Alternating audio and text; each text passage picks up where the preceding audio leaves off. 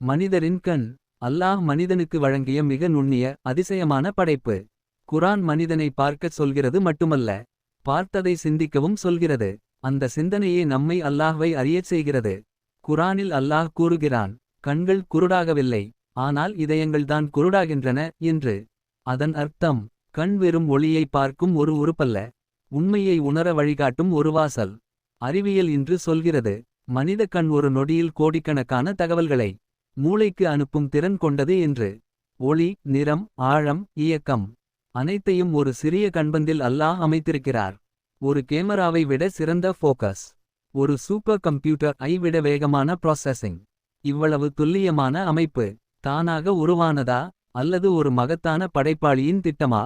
இந்த கேள்வியே மனிதனை சிந்திக்க வைக்கிறது. அந்த சிந்தனை தான் அறிவியலை வளர்க்கிறது. அந்த அறிவியல் தான் புதிய கண்டுபிடிப்புகளை உருவாக்குகிறது.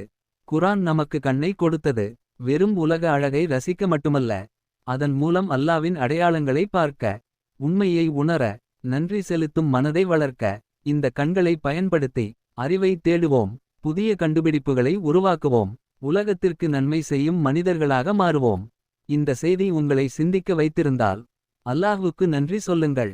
இந்த வீடியோ உங்களுக்கு பிடித்திருந்தால் லைக் செய்யுங்கள், ஷேர் செய்யுங்கள், சப்ஸ்கிரைப் செய்ய மறக்காதீர்கள்.